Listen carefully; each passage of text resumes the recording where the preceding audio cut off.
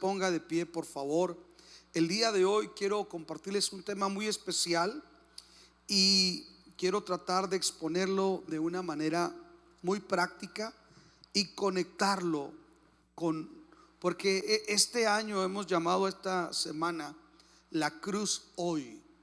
Todo lo ocurrido, todo lo acontecido, queremos analizarlo, queremos reflexionarlo, queremos explicarlo, pero queremos aplicarlo también a nuestra realidad. Y quiero que vaya conmigo, por favor, al Evangelio de Mateo, capítulo 21, si es tan amable.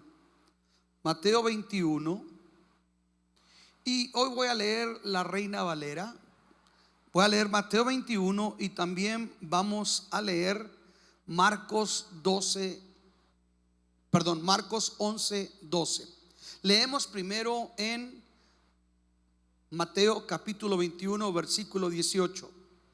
Dice de la siguiente manera: por la mañana, volviendo a la ciudad, tuvo hambre, y viendo una higuera cerca del camino, vino a ella y no halló nada en ella. Diga: no halló nada en ella, sino hojas solamente. Y le dijo: nunca jamás nazca de ti fruto. Viendo esto, los discípulos decían maravillados: ¿cómo es que se secó enseguida la higuera? Respondiendo Jesús les dijo: de cierto os digo que si tuvieses fe y no dudareis, no solo haréis esto de la higuera, sino que a este monte dijeres: quítate y échate en el mar, será hecho. Y todo lo que pidieres en oración creyendo, lo recibiréis. Ahora vamos a ver el mismo pasaje en el Evangelio de Marcos. Vaya conmigo a Marcos, si es tan amable. Marcos capítulo 11, y vamos a considerar el versículo 12 en adelante, porque Marcos añade algo a lo que leímos ahorita. Dice: al día siguiente, cuando salieron de Betania, tuvo hambre. ¿Qué tuvo Jesús? Y viendo de lejos una higuera que tenía hojas, fue a ver si tal vez hallaba en ella algo. Pero cuando llegó a ella, nada halló sino hojas, pues no era tiempo de higos. Entonces Jesús dijo a la higuera: nunca jamás coma nadie fruto de ti. Y lo oyeron sus discípulos. Quiero invitarlo a que oremos en este momento. Señor, te damos gracias, te alabamos y te glorificamos. Levanta tu nombre el día de hoy entre nosotros, Padre. Nosotros lo exaltamos, te glorificamos, y estamos muy conscientes que estamos analizando algo que no queremos verlo a la ligera, que queremos detenernos, considerar lo que ocurrió, lo que se dijo, y cómo eso nos afecta, y cómo eso nos bendice, y cómo eso, Señor, puede bendecir muchas vidas. Quiero pedirte que me asistas, que me ayudes para exponer tu palabra de forma clara, pero también que bendigas a cada uno de mis hermanos, que los toques con tu Espíritu Santo y que te glorifiques en sus vidas. Bendice a todos los que nos están siguiendo en esta transmisión, Padre, en el nombre precioso de Cristo Jesús. Amén y amén. Le damos un aplauso a Jesús y saludamos a toda la gente que sigue esta transmisión. Ocupe su lugar, por favor. Jesús maldice la higuera, y ese es el título, pero el tema que vamos a desarrollar es cómo Jesús se enfrenta a la religiosidad estéril. Jesús frente a la religiosidad estéril. Los sucesos que ocurren después de la entrada triunfal se conocen como los sucesos que muestran el poder y la autoridad de Jesús. Tradicionalmente, el lunes se conoce como el lunes de poder, y Hay unas iglesias que esta semana tienen reunión todos los días. Después del lunes del domingo está el lunes de poder, el martes el de autoridad, el miércoles, y van buscando sucesos de lo que ocurrió. Pero hoy nos vamos a considerar a detener cómo se manifiesta el poder de Dios cuando Jesús maldice la higuera. Esta higuera, hermanos, aparece como un milagro, pero un milagro muy especial porque es un milagro atípico. Es decir, un milagro muy raro, fuera de lo común. No es una señal o un milagro que Jesús hace para sanar a alguien, para multiplicar los alimentos, para limpiar un leproso, o levantar un paralítico, o dar vista a un ciego. No, es una señal rara, porque en esta señal pareciera que innecesariamente Jesús maldice a un árbol frutal, a una higuera. Y estos eventos que Jesús está haciendo, como lo que es limpiar el templo, que entra el lunes al templo y echa fuera a los cambistas, vuelca las mesas. Dicen que incluso el Señor agarró un chicote, algo así, y empezó a mover todo y limpió el templo. Ese evento, como el de la higuera que Jesús maldice, hay quienes dicen que es una parábola actuada, es una ilustración. Jesús va a usar esos eventos para explicar una gran verdad de lo que representa el templo y de lo que representa la higuera. Y me llama la atención que Mateo y Marcos, cuando hablan de estos eventos, Mateo presenta primero la purificación del templo y después la maldición de la higuera. Pero Marcos los presenta invertidos. Primero presenta la maldición de la higuera y después la purificación del templo. Parece que Marcos es muy intencional en ilustrar la condición espiritual de la nación de Israel. Marcos quiere agarrar esos eventos y demostrar la culpabilidad de la nación y por consecuencia el juicio que se avecina. Ya sea de una forma o de otra, el propósito es que también ahí sirve para que se muestre la superioridad de Jesús como el Mesías por encima de una sociedad religiosa donde incluso los líderes religiosos lo han rechazado. Hasta ahorita lo han rechazado, se han burlado, lo han despreciado, pero Cristo ha de mostrarles en estos dos eventos su autoridad, quién es Él, y va a actuar en dos formas, que es el templo y que es la higuera, y que son dos aspectos muy importantes de la vida de Israel. Lo primero que yo encuentro es una señal atípica ante un proceder contra natura, una señal rara que Jesús hace, un milagro raro contra un árbol raro. Es lo que quiero decir, porque la higuera Jesús está siendo muy intencional. Jesús no va y maldice un árbol de olivo. Jesús no va y maldice una palmera de dátiles. Jesús no maldice un campo de trigo. Jesús maldice una higuera. ¿Sabe que en ese momento el judío no desayunaba temprano? Ellos desayunaban como a la media mañana, por ahí de los 10. Ellos se levantaban muy temprano, pero no desayunaban temprano. Entonces Jesús está caminando de Betania a Jerusalén. Ya el vientecito, ya la caminadita produjo en él hambre. Y dice que mira una higuera junto al camino. Y la higuera es un árbol muy especial porque representa a la nación de Israel. Quiero darle solamente dos ejemplos.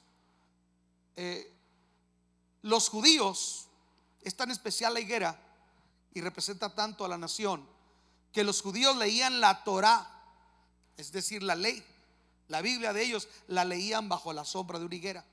Cuando Jesús miró a Natanael, le dijo: antes que nadie te viera, yo te miré debajo de la higuera. Es decir, Jesús lo reconoce como un verdadero israelita, porque un verdadero israelita se sentaba debajo de una higuera por su sombra para leer o para descansar. En el Evangelio de Lucas, el capítulo 13, versículos 6 al 9, aparece la parábola de la higuera estéril, aquella parábola que Jesús está viniendo a buscar, el dueño de la viña está viniendo a buscar fruto en esa higuera por 3 años y no lo encuentra. Y le dice al labrador, le dice: ¿por qué está ocupando la tierra inútilmente? Córtala. Y tiene que interceder el hortelano. Entonces la higuera ahí representa a Israel. En Isaías capítulo 5, versículos 1 al 7, está una parábola que se llama la parábola de la higuera. Y también en esa parábola Dios usa la higuera para referirse a la nación de Israel.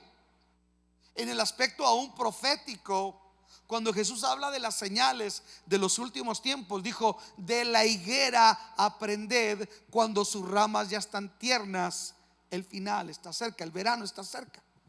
Entonces la higuera es algo que está identificado por los judíos como el árbol. Para que nos demos una idea, es el árbol, la higuera de los judíos es el nopal de los mexicanos. Es el árbol nacional, por así decirlo. Es el nopal. ¿A cuántos les gustan los nopales? Entonces es un árbol que identifica a la nación de Israel. Y Jesús tiene hambre, y se conjugan dos cosas.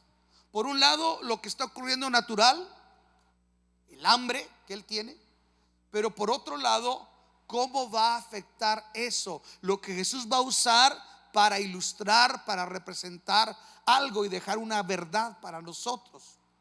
Cuando él siente hambre, va a la higuera que está al camino y dice que va y busca fruto en ella. El versículo 18 nos enseña que el hambre de Jesús, esa hambre natural, revela también una demanda divina, porque en su hambre natural que Jesús tiene, nos deja ver que esto es mucho más que un apetito natural.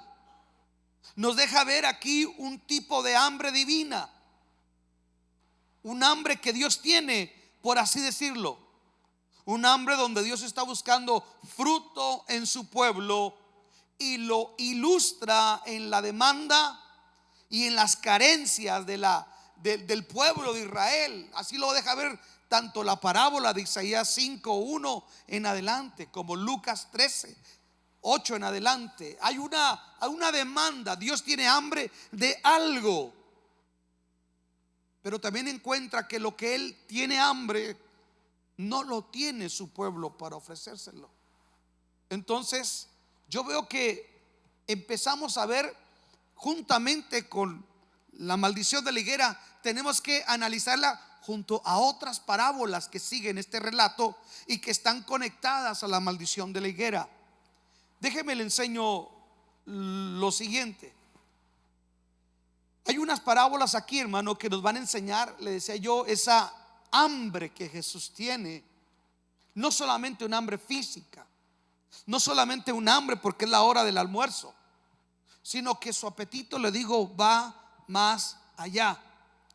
Y yo encuentro 3 parábolas que le siguen a la maldición, que nos dejan ver 3 tipos, por así decirlo, válgame la redundancia, 3 tipos de hambre que Dios tiene, que el Mesías tiene sobre su pueblo Israel.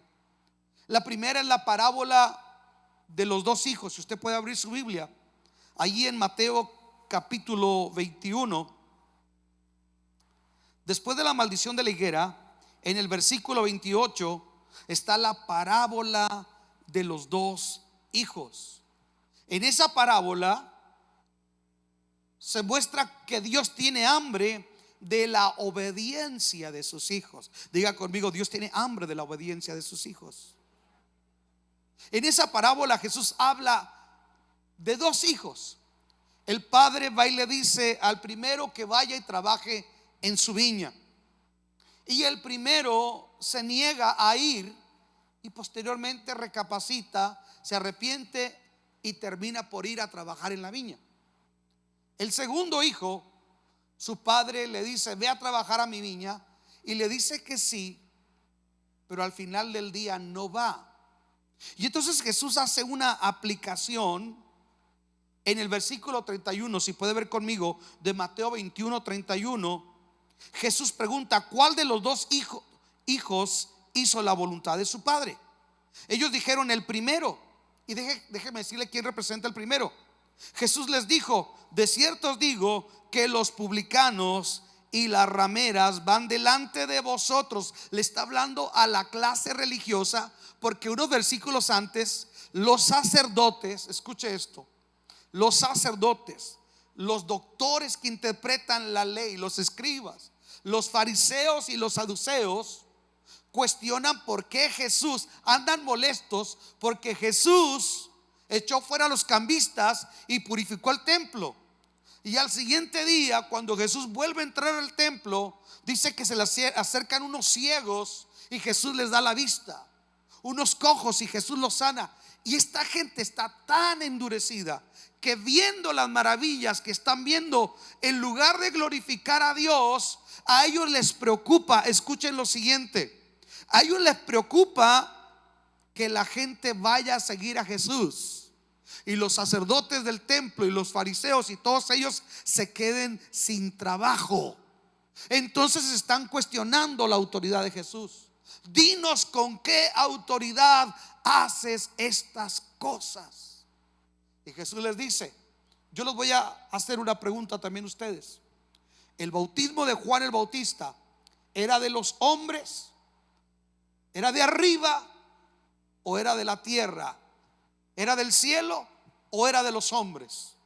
Y ellos estaban pensando cómo contestaban, y decían: si le decimos que es del cielo, de arriba, nos va a reclamar por qué no le creímos, porque ellos no creyeron a Juan el Bautista. Y si le decimos que es, si decimos que es de la cielo, nos va a cuestionar por qué no le creímos. Pero si le decimos que es de la tierra, la gente sabe que Juan era profeta. Así es que Jesús les dice: tampoco yo les digo, si ustedes no me pueden contestar, con qué autoridad yo hago estas cosas. Entonces Jesús les está hablando a la élite religiosa, a los líderes espirituales de Israel. Y entonces Jesús los presenta, escuche, a ellos como el segundo hijo en esta parábola. El hijo que le dice: ve a mi viña, y dice: sí voy a ir, porque aparentemente es el religioso. Porque al primero que le dijo ve y no quiso ir, representa a los cobradores de impuestos y las prostitutas. Y Jesús les dice en el versículo 31 de Mateo 21, dice: ¿cuál de los dos hijos hizo la voluntad de su padre? Dijeron ellos: el primero. Y Jesús les dijo: de cierto os digo que los publicanos y las rameras van delante de vosotros al reino de Dios. Porque vino a vosotros Juan en camino de justicia y no le creísteis, pero los publicanos y las rameras le creyeron, y vosotros, viendo esto, no os arrepentisteis después para creerle. Wow. En esta primer parábola yo encuentro que Dios tiene hambre de la obediencia de su pueblo. El pueblo religioso que conoce la palabra, ese pueblo no le creyó al Bautista. Ese pueblo no está viendo las señales y se está arrepintiendo. Entonces Jesús usa otra tercer parábola para ilustrarles la condición de la nación y por qué Él está maldiciendo a la higuera que representa a la nación de Israel. La segunda hambre que yo encuentro que Jesús tiene se encuentra en la parábola de los labradores malvados. Y en esta parábola, entre comillas, Dios tiene hambre de la reciprocidad y la gratitud de su pueblo. Diga conmigo: Dios tiene hambre de que yo actúe con reciprocidad y con gratitud. Porque en esta parábola que se encuentra de Mateo capítulo 21 del 33 al 46, en esta parábola el Señor planta una viña y luego se la arrienda a gente que no tiene tierra. Esto me habla que es gente pobre que ni siquiera tiene para pagar. Él se las arrenda, se las presta para que al final le paguen y le den parte en pago de la cosecha. Es gente que no tenía y Dios le dio trabajo en esa viña. Y la Biblia le llama a esa parábola la parábola de los obreros que son malvados. Y la razón que dice que son malvados es porque cuando vino el tiempo de la cosecha, dice que aquel dueño de la viña mandó a uno de sus siervos para que fuese a cobrar el rendimiento de aquella tierra que se usó, y ellos actuaran con reciprocidad y gratitud. Y dice que viene el primero y no le hacen caso, viene el segundo y luego también lo golpean, y viene otro y lo matan. Esos tres enviados, siervos que están viniendo a pedirle cuentas, nos enseñan que son los profetas que Dios le está mandando al pueblo para que se arrepienta de sus malos caminos. Y el último de los profetas, desde Samuel hasta el último, es Juan el Bautista. Pero el pueblo ha sido rebelde. En el contexto de la Biblia, no en nuestro contexto, en el contexto de la Biblia, los profetas tienen el trabajo de amonestar, de redarguir, de traer una reprensión a un pueblo que no está cumpliendo con la palabra que está escrita. Escuche esto, esa es la función profética: reprender al pueblo porque ha dejado de obedecer la palabra que está escrita, como era la ley de Moisés. Entonces dice: les envié mis siervos y los golpearon, pero por último, dice esa parábola, yo se la estoy parafraseando para que usted la lea en su casa. Por último dice: les voy a enviar a mi hijo. Y pensando y sabiendo que es mi hijo, lo respetarán y me pagarán. Pero dice que cuando llega el hijo, quiero que lo vea conmigo, el versículo 37 del capítulo 21, dice que finalmente les envió su hijo diciendo: tendrán respeto a mi hijo. Mas los labradores, cuando vieron al hijo, dijeron entre sí: este es el heredero, venid, matémosle, ¿y qué? Y apoderémonos de su heredad. Y tomándole, le echaron fuera de la viña. Y dice la escritura: y le mataron. ¿Se fija cómo estas parábolas están ilustrando lo que ha de acontecer en Israel? Dios les envía a los profetas, los matan, los apedrean. A uno de ellos lo parten por la mitad con una sierra. A Isaías lo meten en una cisterna. Escuche, los profetas son rechazados. El último de los profetas, Juan el Bautista, es decapitado. Por último, Dios les envía a su hijo. Pero a mí me llama la atención que ellos dijeron: este es el heredero. Escuchen esto. Yo creo que a partir de hoy, muchos de ustedes que les ha dado por andar de vestirse de judíos y todo ese tipo de cosas, van a replantear muy bien lo que están haciendo. Porque las autoridades judías supieron que Jesús era el Mesías. Estamos hablando que Jesús ya no está haciendo milagros allá en Galilea, en el norte de Israel. Ahora está dentro del templo, sanando paralíticos, dando vista a los ciegos. Y son señales para la clase sacerdotal, para los líderes religiosos. Pero dice que ellos tienen una junta y dice: no, este hombre lo tenemos que matar. Todos están yendo a seguirlo. Y dice el sumo sacerdote de aquel tiempo, que era Caifás: vale más que muera un solo hombre por el pueblo, y no todo el pueblo por un hombre. A lo suyo vino, pero los suyos no le recibieron. Entonces, en esa parábola yo encuentro que Jesús, que Dios tiene hambre de reciprocidad y gratitud de su pueblo. Es decir, les dio a los que no tenían. Cuando él habla de Israel, dice: los escogí no porque fueran el pueblo más grande, sino era un pueblo de esclavos, un pueblo pequeño. Lo vil, dice Pablo, aplicándolo a nosotros en el Nuevo Testamento. Le dice a los corintios: Dios ha escogido lo vil y lo menospreciado del mundo, lo que no es, para avergonzar a lo que es. Israel, su única gloria es que Dios lo escoge. Escoge un pueblo de esclavos, un pueblo despreciado, y de ese pueblo el Señor se revela a ellos y los exalta, les da gloria, les da abundancia, les da bendición. Sucede lo mismo cuando estamos en Cristo. Escapamos del reino de la muerte, de las tinieblas, de los vicios, de la destrucción, del pecado, y Dios nos hace nuevas criaturas y nos hace reyes y sacerdotes. Alguien diga amén. Y nos da destino y nos da identidad y nos da propósito, y hoy somos real sacerdocio, hoy somos nación santa. No sé si me está entendiendo, pero en la parábola Él les da a los que no tenían, y lo único que espera es que actúen con coherencia, que actúen con reciprocidad, que actúen con gratitud, que digan: espérate, esta tierra no era de nosotros, sino la prestaron. Y todo lo que nos están pidiendo es que paguemos una parte por esto.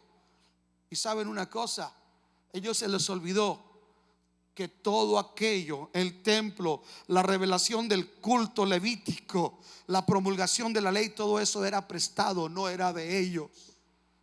Hay muchas cosas que Dios nos ha dado. Yo dije: hay muchas cosas que Dios nos ha dado, que no nacimos con ellas. Yo dije: no nacimos con ellas, Dios te lo dio. Si tienes una habilidad para los negocios, levanta tus manos y dale la gloria a Dios. Si tienes una habilidad para trabajar, una inteligencia, un título profesional, levanta tus manos y dale la gloria a Dios. Si tienes un talento espiritual que Dios te ha dado, escucha, levanta tus manos y dale la gloria a Dios. Ponlo a trabajar para la gloria de Dios, porque Él va a pedir cuentas. Yo dije: Él va a pedir cuentas de lo que Él nos ha dado. Y Él ha invertido. Él no pide cuentas donde no invierte. Él ha invertido en nosotros. Por eso las tres parábolas lo que tratan de enfatizar es que es legítima la razón de que Jesús maldiga la higuera que representa a Israel, porque este pueblo ni está obedeciendo, está consciente de quién es Jesús, y aún lo están rechazando. Se están quedando con su religiosidad muerta, sin propósito, sin vida, y escuche, no están siendo agradecidos. No puede recibir nada del hombre si no le fuere dado de arriba. Si tú no has recibido nada del cielo, quédate callado. Pero yo no sé si hay alguien aquí que ha recibido algo. Yo dije: yo no sé si hay alguien aquí que ha recibido algo. Puedo sonar disco rayado. Tal vez tú naciste en el evangelio y te caigas gordo que yo, te caiga mal que yo diga mi testimonio, pero yo tengo que decir esto: yo no nací con esto. Dios me lo dio. Él puso un don en mí cuando Él salvó mi alma y me llamó al ministerio. Él puso algo.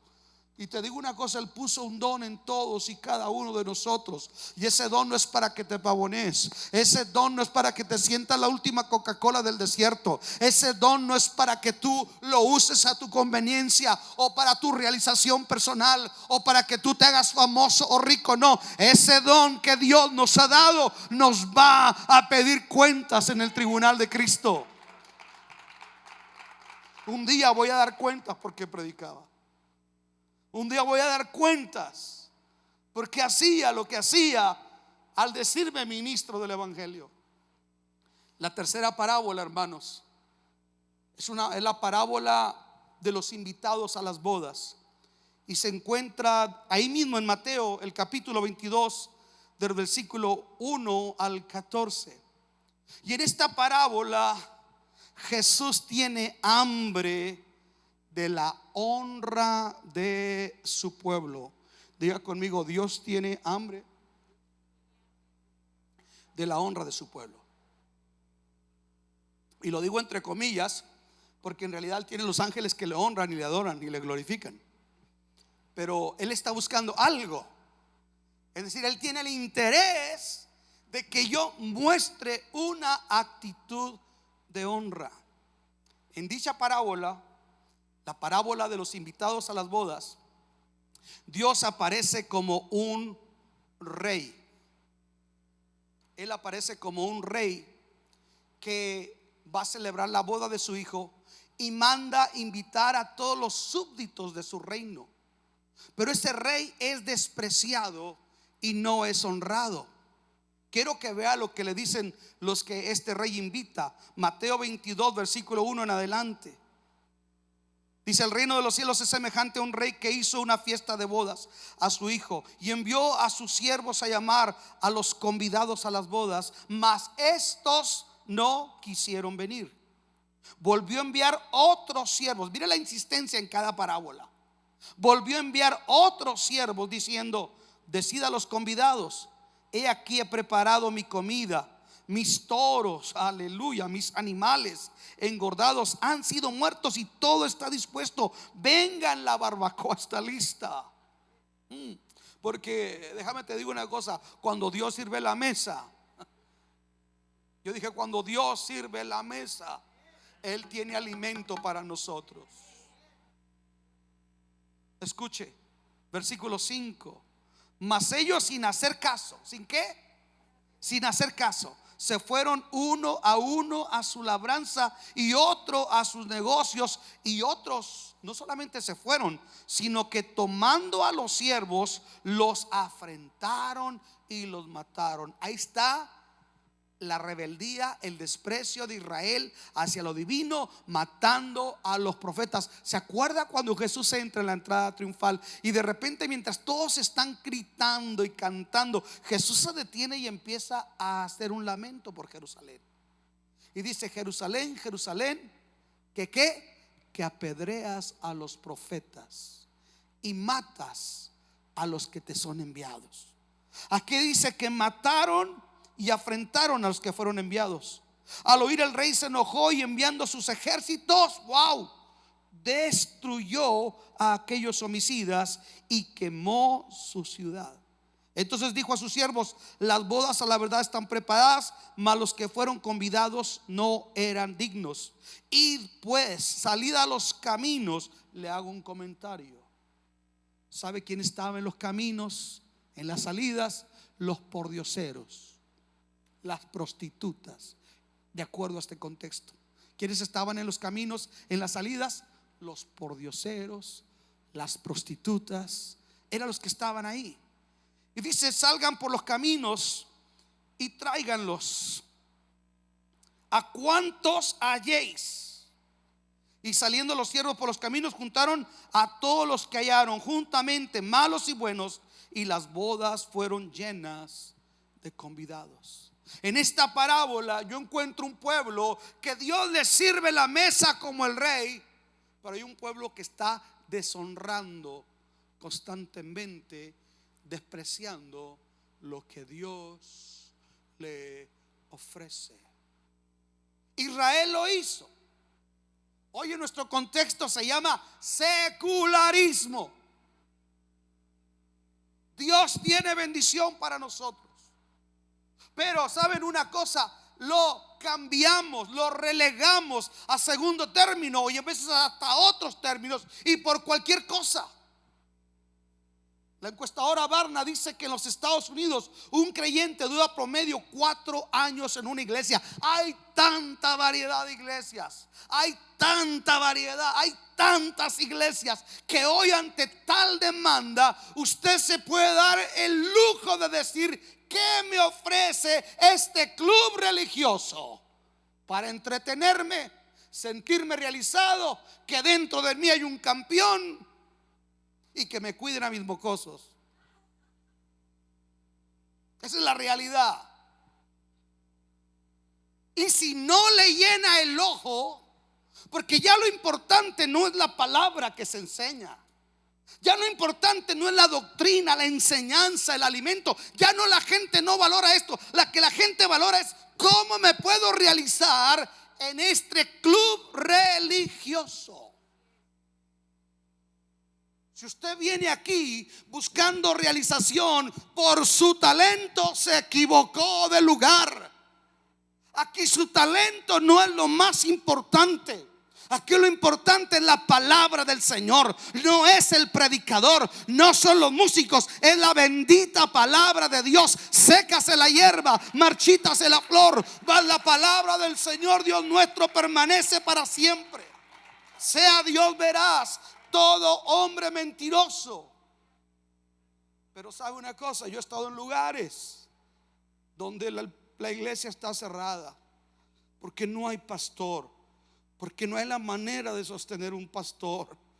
Yo he estado en lugares donde, hermano, de verdad, yo me he sentido indigno de predicarle a esa gente.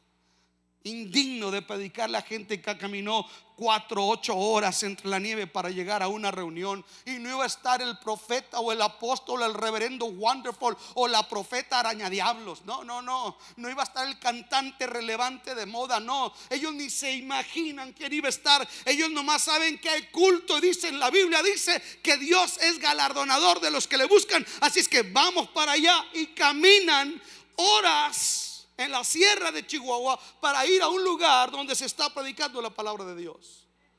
Nosotros, por cualquier baraquija, por cualquier tontería, somos una sociedad consumista.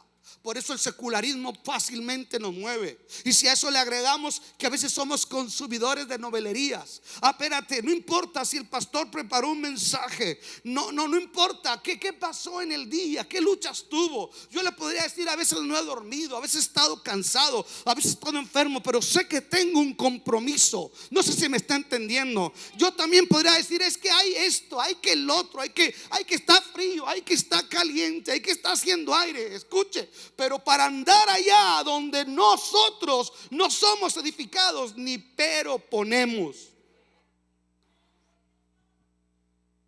Llegó mamá. Apóyame, madre. Escuche esto. Muchas de las veces dejamos el plato servido. Lo peor que yo puedo hacer en mi casa es que me cocinen y que deje el plato servido. Ahí está la general. Lo peor, ¿sí o no, Tere? Lo peor. No importa si fue fideo mediano o un exquisito platillo. Lo importante es que me pusieron y me cocinaron para que yo me sentara a la mesa. El pueblo de Israel muchas veces le hizo el desaire al Señor y lo dejó. ¿A qué me refiero? Cuando venía la palabra de la ley, cuando venía la palabra profética, lo despreciaban, lo que Dios estaba. Escuche, yo encuentro que el pecado de nosotros como iglesia es un secularismo que nos hace despreciar lo que Dios nos está poniendo en la mesa. 3 parábolas que confirman por qué Jesús maldice la higuera. Un pueblo que no puede obedecer a Dios, no quiere obedecerlo. 2, un pueblo que no sabe actuar con gratitud ni con reciprocidad por lo que Dios le ha dado. 3, un pueblo, escuche, que no sabe honrar a Dios. El Señor le dijo al profeta Isaías: El buey conoce a su amo, el asno, el burro cabezón conoce el pesebre de su señor, pero mi pueblo no entiende, mi pueblo no tiene entendimiento. Y dice Dios, parece que le da un dolor en el corazón y dice: oh pueblo cargado de maldad, oh gente pecadora, me dejaron a mí y se cavaron para ustedes fuentes, cisternas rotas que no tienen agua viva. ¿Sabe? Ahora estamos entendiendo por qué Jesús está maldiciendo la higuera que representa a Israel. La higuera, cuando Jesús se acercó, dice que se acercó porque encontró que estaba frondosa. Era muy frondosa, tenía muchas hojas, pero era estéril. Investigando este asunto, ¿qué tan común es que las higueras sean estériles en Israel? No es muy común, es atípico. Porque o la higuera da fruto durante el año, y hay un fruto que se llama brevas. No es el fruto excelente, pero es un fruto que la gente puede comer. Porque Marcos dice que cuando Jesús fue, no era tiempo de higos, es decir, del fruto más grande, pero podía encontrar brevas, era un fruto más pequeño. Y la razón que podía encontrar fruto es porque había muchas hojas. Y en la higuera crece primero el fruto y luego la hoja, o a veces crecen los dos igual. De tal manera que si la higuera se mira muy frondosa, muy copiosa, tiene muchas hojas, es de pensar que tiene mucho fruto. Escuche, la aplicación de eso es la siguiente. En aquel tiempo, hermanos, la religión judía era una de las más avanzadas de la tierra. ¿Por qué? A diferencia de otras religiones, los judíos tenían la revelación de Dios, al menos el Antiguo Testamento, pero tenían la revelación de Dios. Tenían la palabra de los profetas. Tenían un templo precioso donde ofrecer sacrificios y oraciones delante de Dios.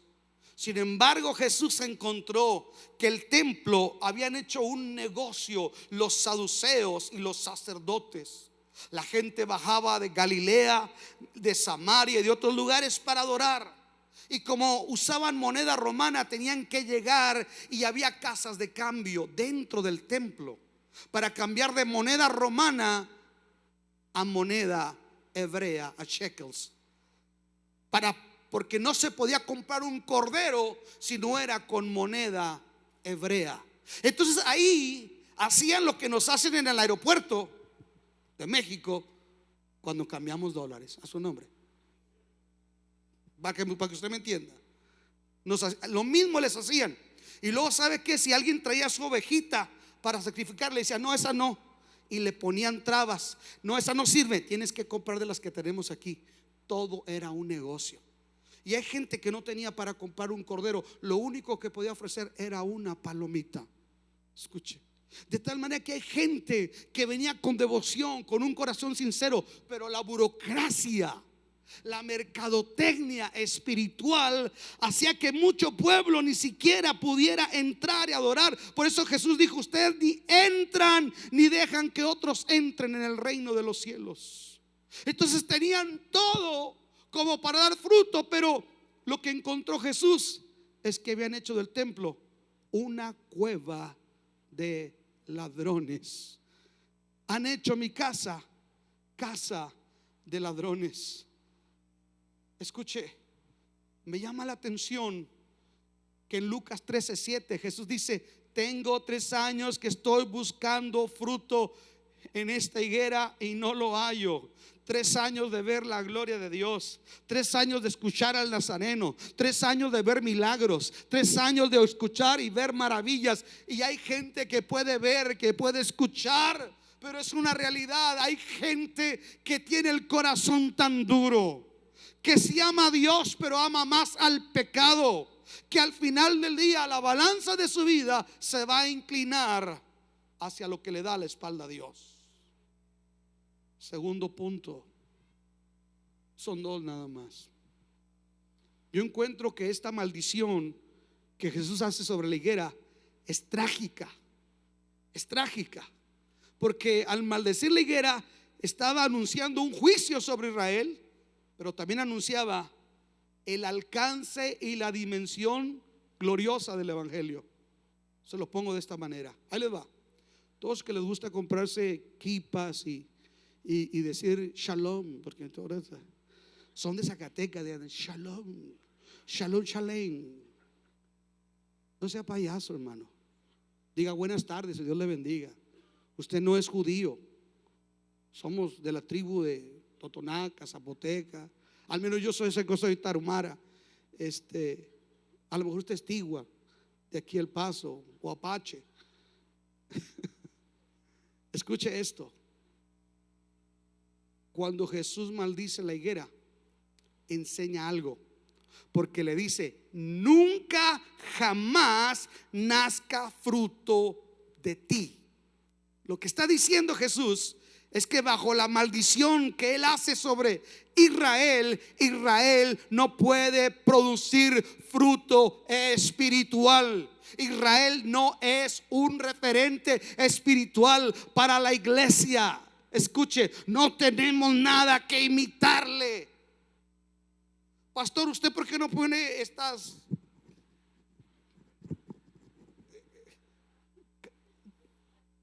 matachines hebreas? Ya tuvimos, ya bailamos ese tango, uno ha ido aprendiendo.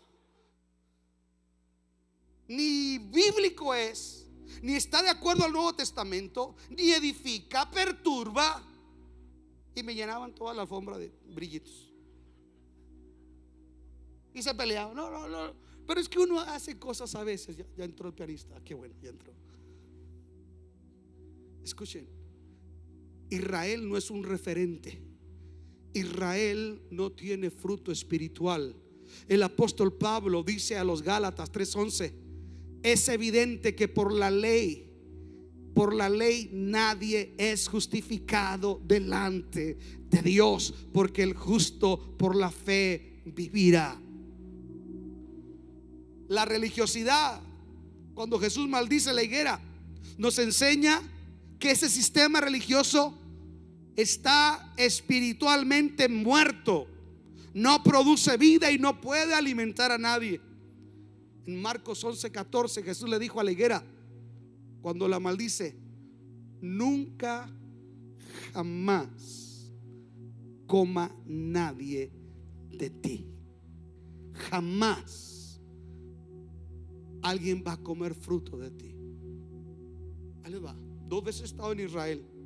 Si usted va a la ciudad de Tel Aviv, Tel Aviv es la capital mundial del movimiento gay, lleno de banderas gay por toda la ciudad de Tel Aviv. El 83% de los ciudadanos de Israel son ateos. 83%. Y dentro de ese otro 17% está una minoría judía, musulmana y otros grupos. Escuche, Israel no tiene ahorita alimento espiritual. Entonces, ¿por qué nosotros andamos ahí de fantoches con que Yeshua Hamachía y que la kipa? Yo tengo mi kipa y creo que me la voy a poner, pero porque a mí ya me hace falta, se me está cayendo el cabello. Pero ¿de dónde sacamos todo eso? Pues son sincretismos, son corrientes que entran. Y como somos consumidores de novelerías, ¿a dónde va la gente? ¿A dónde va Vicente? Ay, hermano, mire, si usted va a Israel, en Jerusalén, hay 2 lugares que se conocen como la tumba y hay 2 lugares que se conocen como el Calvario. Si usted va a Nazaret, está la Basílica de la Anunciación ortodoxa y la Basílica de la Anunciación católica. O sea, hay tanto que uno dice, bueno, ¿cuál será? Entonces Jesús dijo: viene la hora cuando ni en este lugar ni en Jerusalén adorarán al Padre. Israel está muy bonito, uno va y se pasea, es bonito, pero no tiene alimento, porque ahorita fue endurecido en parte para que nosotros entráramos a la bendición. Nunca nadie coma fruto de ti. Su mera religiosidad sin Cristo no produce vida. Dice el escritor que la ley de la letra mata. Los mandamientos sin Cristo no producen vida. Pero hubo uno que dijo, escuche, yo soy la vid verdadera, mi Padre es el labrador. Jesús era muy intencional. Juan presenta que el día que se estaba terminando la gran fiesta de la Pascua, Jesús va y se para afuera del templo y dice: si alguno tiene sed todavía, venga a mí y beba. Jesús viene y confronta un sistema religioso. Jesús viene y confronta un sistema de pensamiento. Jesús viene y confronta una cultura que Dios no aprueba. Él está diciendo con todo y su religiosidad: aunque sean una higuera con muchas hojas, esto no tiene vida. Yo soy la vid verdadera. Escuche, me llama la atención algo que ocurre, y es la autoridad del Mesías. La higuera de religiosidad estéril se secó. ¿Saben por qué? Porque Cristo fue el que les dio la ley y ellos no lo entendieron. Y Cristo es el mismo que cumplió la ley según Romanos 8, 3 al 4. Cristo es el cordero que ellos sacrificaban el día de la expiación. Él era el cordero, y cuando se les presenta: he aquí el cordero de Dios que quita el pecado del mundo, no lo pudieron entender. Cuando Jesús les es revelado que sin derramamiento de sangre no hay remisión de pecados, y Él da su vida en la cruz, no logran entenderlo. Pero me llama la atención que Marcos hace un énfasis en la destrucción que vendría sobre el pueblo de Israel y sobre Jerusalén, y esa destrucción estaba asociada a la maldición que Jesús dijo cuando la higuera no tuvo fruto. Mire, el Evangelio de Marcos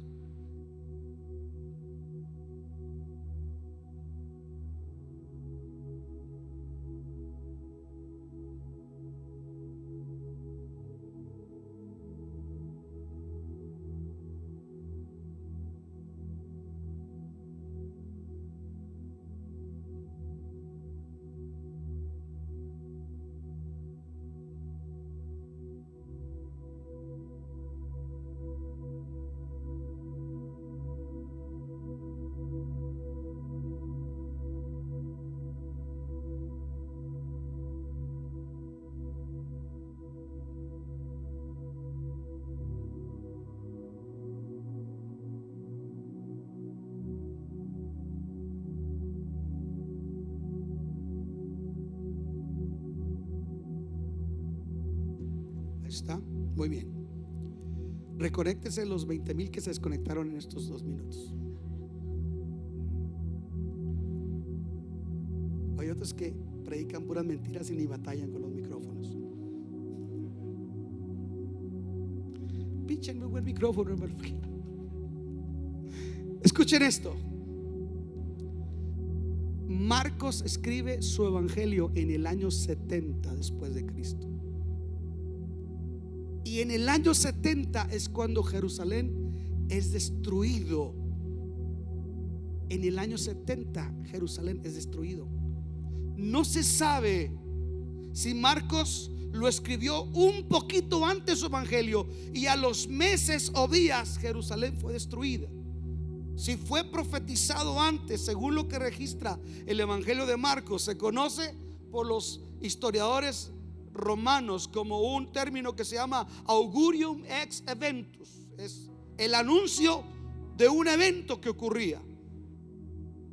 Pero lo que nos enseña es que Marcos hace mucho énfasis en la destrucción sobre la nación de Israel y sobre Jerusalén. En Marcos 12 versículo 9 dice que el rey se enojó y envió sus ejércitos para destruir a los homicidas y quemó la ciudad. Mateo 22:7. El rey se enojó, envió sus ejércitos. Escuche, Marcos tenía fresco lo que iba a pasar o lo que acababa de ocurrir. En el año 70 el general romano Tito rodeó Jerusalén, la asedió. Nadie podía entrar y salir a traer granos básicos para comer. Se empezó a acabar el agua y la gente se empezó a morir de hambre tremendamente. Mujeres cocinaban a sus niños. Se dice que cuando entraron los romanos a Jerusalén, había mucha gente que había muerto de hambre y se habían matado unos a otros. Pero dice que se cumplió la profecía, porque Jesús dijo: arrancarán tus hijos de tu vientre. Se dice que los romanos agarraban los bebés, los aventaban y los recibían con una lanza. Agarraban a los niños de las piernitas y los desnucaban contra la pared. Jesús miró que venía todo eso, producto de un pueblo que no supo tener fruto para honrar, para obedecer, para caminar con Dios. Escuche, me llama la atención que en Mateo 21:31 Jesús les dijo: ustedes deberían de ir adelante, pero los que van adelante de ustedes al reino de los cielos son las prostitutas y los cobradores de impuestos. Lo peor de la sociedad hebrea son los que han creído y ustedes no creyeron. En Mateo 21, 40 al 41 dice que les iba a quitar la viña y se las iba a dar a otros labradores. El plan de salvación iba a ser a través del pueblo judío, pero a los suyos vino y los suyos no lo recibieron.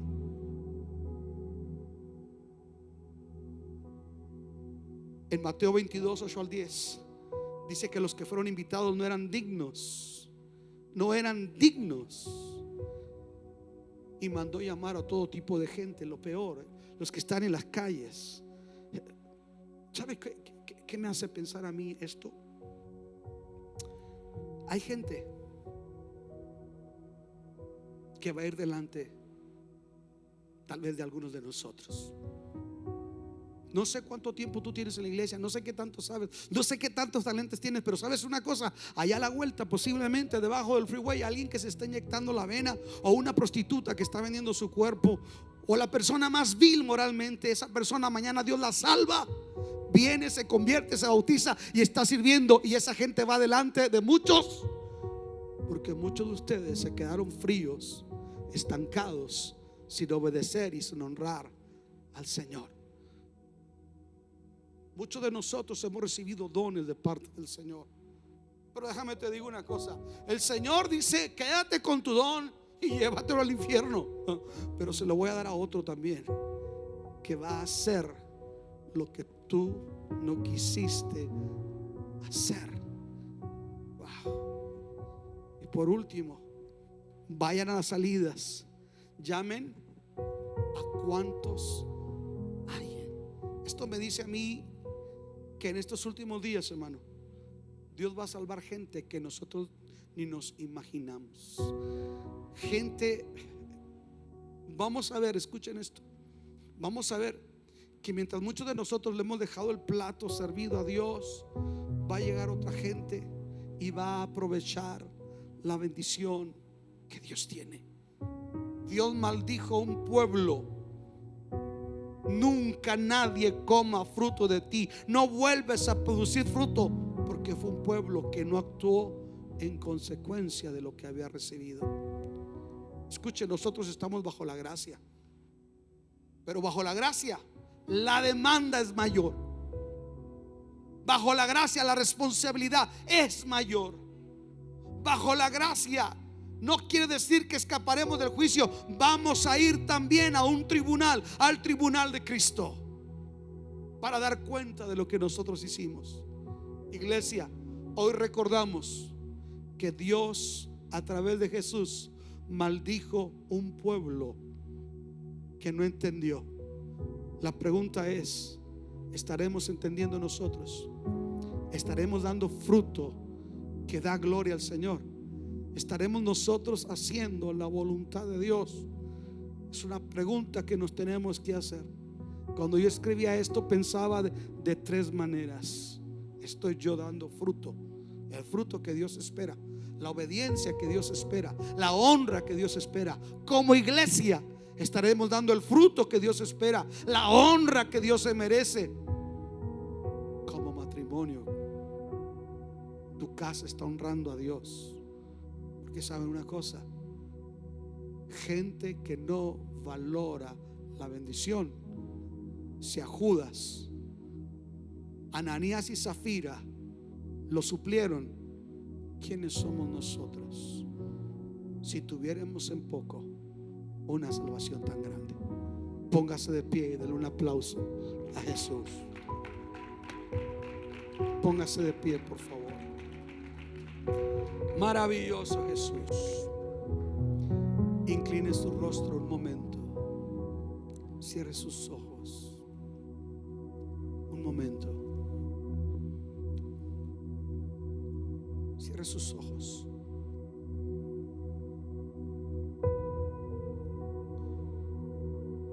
No hay ninguna excusa. Dolor, enfermedad, problemas, no hay ninguna excusa para no honrar a Dios como Dios merece que lo honremos. Tú no estás donde tú deberías estar. Tu familia no está donde debería estar. Tal vez hay mucha pompa de religiosidad, hay muchas hojas, pareciera que somos, pero no somos. Es más importante el yo, mi realización, mi comodidad. Yo quiero ser bendecido, no maldecido. Yo dije, yo quiero ser bendecido, no maldecido. De los que traen fruto al Señor y hacen su voluntad. Hoy quiero abrir un altar, porque yo creo en hacer llamado al altar. Y quiero abrir un altar a todo el pueblo que quiere reconsagrar su vida al Señor. Yo quiero abrir este altar y quiero invitarlo a que pase aquí al frente. Vamos a orar.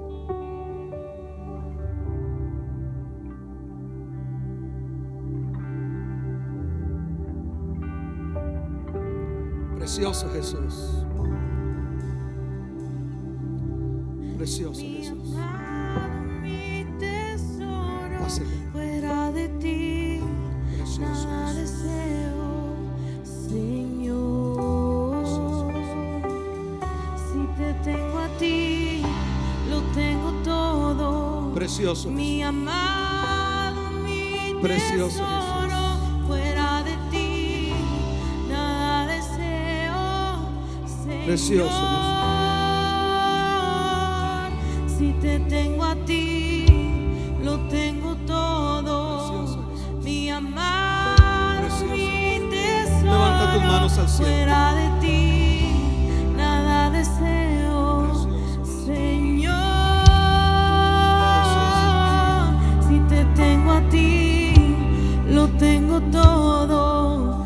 Mi amado, mi tesoro. Fuera de ti, nada deseo, Señor.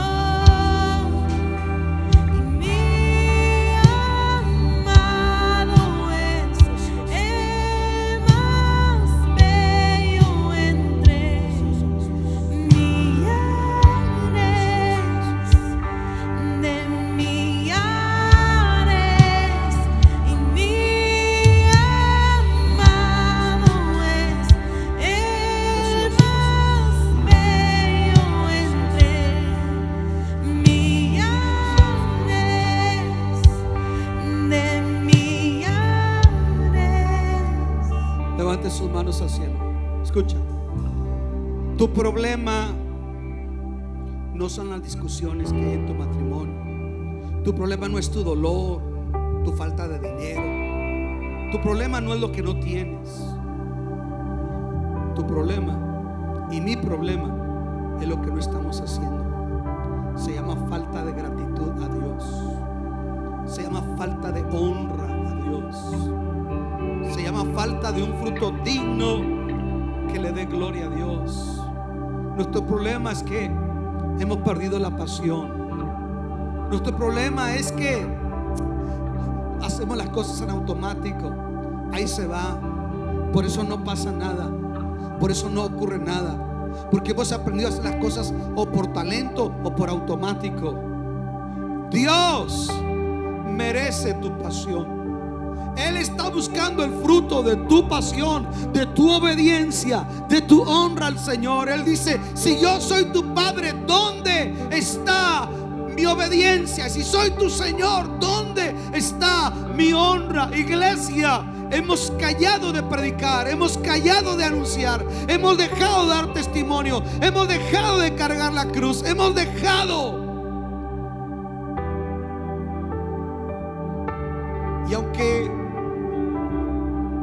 no le decimos a Jesús no abiertamente, con nuestra conducta le decimos que no. Levanta tus manos al cielo. Levanta tus manos al cielo. Precioso Jesús. Precioso Jesús. Señor, aquí estamos delante de ti. Aquí está nuestro corazón. Cierra tus ojos y dile: Señor, aquí está mi corazón. Aquí está mi vida. Te necesito, Señor. Te necesito. Perdona mi tibieza, mi indiferencia. Perdona, Señor, porque a veces he despreciado lo tuyo, lo he cambiado por lo que no aprovecho. Perdóname, Señor, porque a veces no he sido agradecido, o he sido, tal vez, Señor, descuidado contigo. Hoy te pedimos perdón. Hoy queremos dar fruto para ti, Señor. Levanta tus manos, dile: Señor, lléname de tu presencia, lléname de tu Santo Espíritu. Ayúdame a dar fruto digno para ti, Señor. Tómese un tiempo, haga un examen de conciencia. Haga un examen de conciencia en su vida. ¿Estás haciendo lo que Dios te llamó a hacer? ¿Está usted haciendo la voluntad de Dios?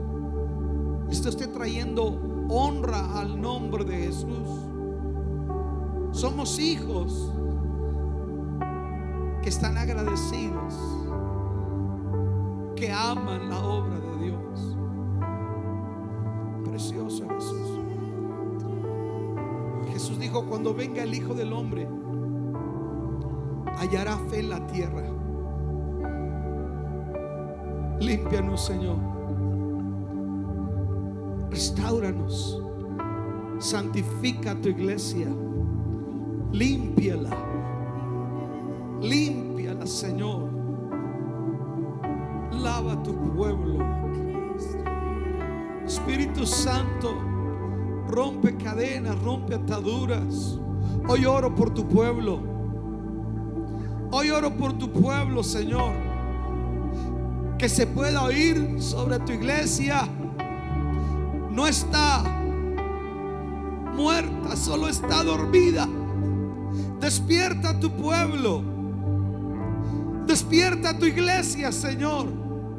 Aviva nuestros días como al principio. Concede que volvamos al primer amor. Señor, danos hambre por ti, por tu palabra, por tu presencia. Que podamos experimentar una renovación espiritual en nuestra vida. El poder, la unción del Espíritu Santo. ¿Cuándo fue la última vez que lloraste en su presencia? Que tu corazón se enterneció. Necesitamos a Dios en nuestra vida. Haz un lado las hojas de la religiosidad. Haz un lado esa higuera que está llena de hojas pero no tiene fruto. Jesús está buscando fruto en su iglesia. Jesús está buscando una iglesia que dé fruto digno de arrepentimiento. Una iglesia que quiera amarlo y amar al perdido, amar al necesitado. Espíritu Santo, extiende tu mano. Levanta, levanta, levanta, levanta al caído. Precioso Jesús. Precioso Jesús. Precioso Jesús. Precioso. Solo a Cristo yo me rindo. Sí, Señor. Dale tu vida al Señor. Todo se lo entrego.